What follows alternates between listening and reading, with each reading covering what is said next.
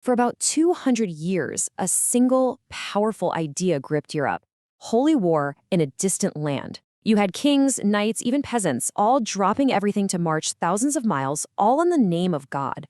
We call them the Crusades. But were these epic wars really about faith, or was something else going on? Let's dive in and try to unravel the paradox of this incredibly violent, deeply pious, and absolutely world-changing movement. And this, right here, is the question that has basically haunted historians forever. Were the Crusades a noble mission to reclaim sacred ground, or were they just a thinly veiled excuse for a massive land grab? Was it really about salvation, or was it about power? Well, the truth, as it usually is a whole lot messier and way more interesting. Popular culture just loves the image of the greedy crusader, right? The guy lining his pockets with gold.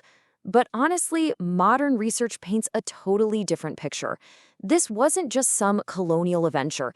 It was a movement driven by a kind of religious belief that can feel, well, almost alien to us today. To really get it, we've got to try and step into their world for a minute. Okay, so how in the world did this all kick off? Well, to understand the Crusades, we first have to look at what was going on in 11th century Europe. It was a society that was just primed for this kind of explosion of religious feeling and, well, military action. Think of it like a recipe for a holy war. First, you have a newly powerful papacy. Popes are wielding authority like never before.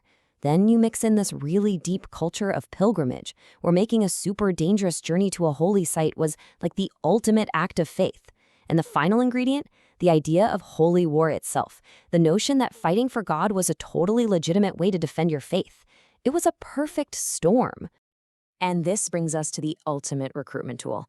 In 1095, Pope Urban II offered something completely revolutionary: a plenary indulgence. Plenary means total. He basically promised that anyone who went to fight would have all punishment for their sins completely wiped clean. Now, for the incredibly violent, sin-conscious society of medieval Europe, this was huge. It wasn't about getting rich, it was a guaranteed get-out-of-hell-free card, an offer that was just too good to refuse.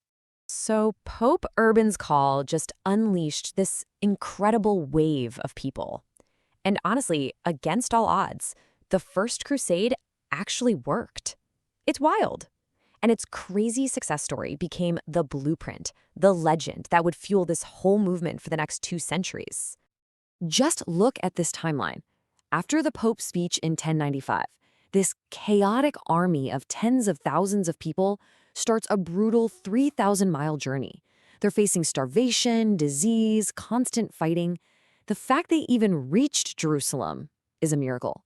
The fact they managed to capture the city in 1099, to them, that was nothing less than an act of God. And from that victory, they carved out 4 new territories, the Crusader states.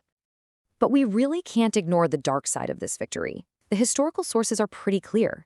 The capture of the Holy City, which in the Crusaders' minds was this ultimate act of religious devotion, was also a horrific slaughter of the city's Muslim and Jewish people. And this contrast, this tension between pious goals and incredibly violent methods, is right at the heart of what the Crusades were all about. The wild success of that first campaign turned crusading into a powerful idea. It was like a brand. And the popes pretty quickly realized they could apply this brand to other problems. So the whole concept started to expand way beyond just liberating the Holy Land. And you can see right here how the idea started to mutate. Sure, you still had these big expeditions heading east to fight Muslim rulers, but the same idea got repurposed back home in Europe. Over in Spain and Portugal, it helped fuel the Reconquista, that centuries-long push to drive out the Moors. And up in the Baltic, well, it turned into something else entirely. And that something else was forced conversion. As this quote lays out, the Northern Crusades against pagan peoples weren't about taking back old Christian lands. The new goal was to actively and often brutally convert non-Christians to expand the borders of Christendom by the sword, a major shift in thinking. So after 200 years of this, what was the result? Well, the long-term impacts were massive, and the way we even think about the Crusades has been argued over and rewritten for centuries. It seems like every new era sees them a little differently. The fallout was just immense, and it's full of irony.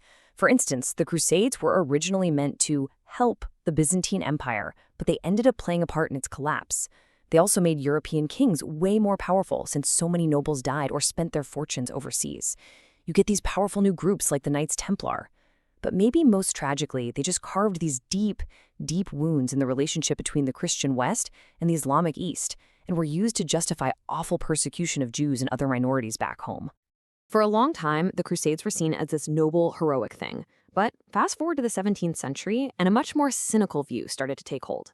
This English historian, Thomas Fuller, he did not pull any punches. He basically called them a political power play disguised in piety, and that critique really stuck around for a long time. But then, in the 19th century, the pendulum swung way back. The Romantic era just fell in love with the idea of the Crusades, picturing them as this glorious age of chivalry and honor. Today, though, historians have kind of moved past both of those extremes. The modern view, which is based on actually looking at things like old wills and charters, is that for most people who went, the main driver was genuine faith.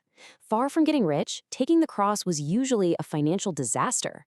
They really truly believed they were doing God's work. And that brings us to today. The Crusades are long over, but their memory is very much alive. And it's often twisted and misused in modern politics as a kind of scapegoat for today's conflicts. So we're left with this really tough question. How do we make sense of a historical event where people did truly terrible things for what they genuinely believed were the purest of reasons? That is the complicated and pretty uncomfortable legacy of the Crusades.